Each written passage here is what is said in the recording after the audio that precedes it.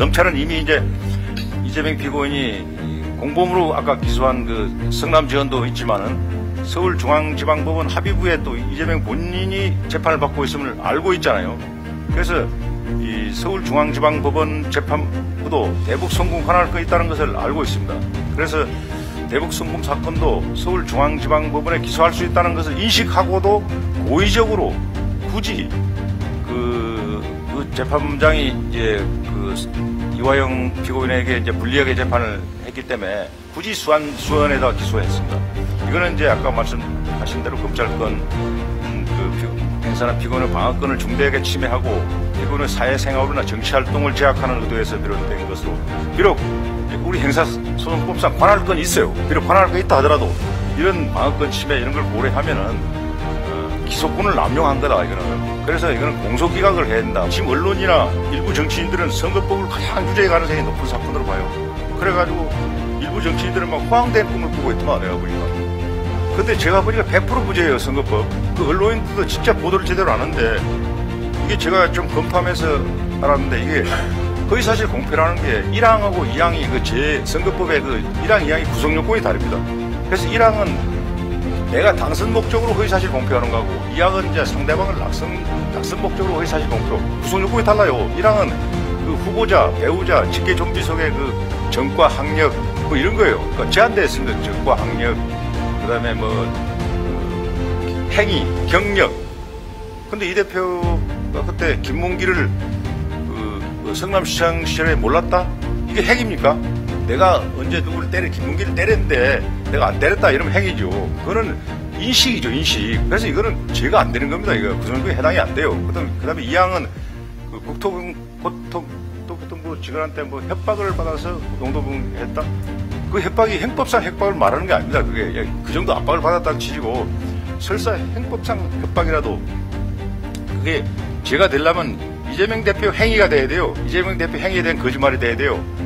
근데 그거는 설사 이 대표가 그 협박을 안 받았다 하더라도 그러면 그 건교부 공무원 협박을 안 한 거죠. 그 행위가 누구의 행위에 대한 거짓입니까? 건교부 공무원에 대한 행위에 대한 거짓이에요. 그래서 거기도 구속요건에 해당이 안 됩니다.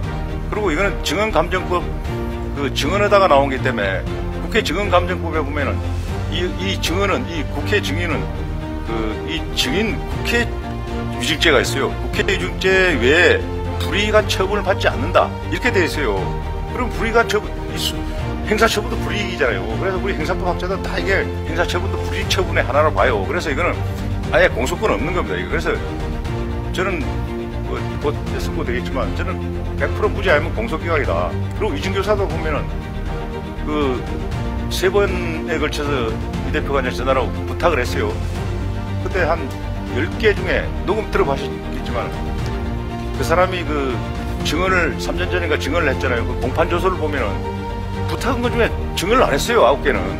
1개를 증언했는데 그거는 저는 진실일 거로 봐요. 언론은 거꾸로 이야기하고 있어요. 그래갖고 그걸 믿고 막 소위 뭐 어떤 정치인들이 기대를 잔뜩 하고 있는데 참 꿈깨라 하나 이런 이야기를 하고 있습니다. 이화영 피고인도 이재명 피고인도 좀 그렇지만은 왜 공범 이화영 피고인을 재판한 쟁점도 거의 동일한 그 사건인데 제3자 뇌물공여 뭐 남북교류협력법 위반을 이제 추가 기소했잖아요. 이화영을.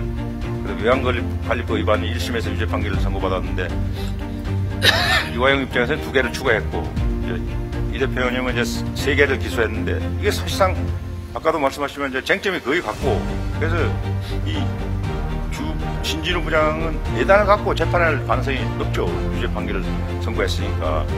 그래서 이화영 피고인 입장에서 보면 추가 기소된 이 사건을 자백하지 않는 한 재판부가 추가 사건을 재판하는 것은 매우 불공정하다는 거죠. 예단을 갖고 했기 때문에. 대부분도 이제 법관과의 사건과의 관련성을 고려해서 불공평한 재판을 할 것이라고 의혹을 받는 것이 제3자 입장에서 합리적이라고 인정할 만한 객관적 사정인데, 그 재판부에 다시 이화영 피고인이 재판한다든지, 또 비록 공범인 이화영이지만 이재명 피고인 입장에서도 이미 유죄 예단을 갖고 심리에 임할 가능성이 매우 명백한 그런 이진우 재판장을 포함해서 합의부원 전체에 대해서 기피 신청을 할 수 있습니다. 이 경우에 이제 기피 원인에 해당하는 사유가 있기 때문에 재판부는 스스로 회피할 의무가 있죠. 우리 헌법이나 아까 형법, 형사소송법 정신에 비춰보면 서울중앙지방법원에서 이 대표 1심 하든지 늦어도 고등법원에 가서는 2심 재판부는 반드시 서울고등법원에서 재판해야 된다 이렇게 생각합니다.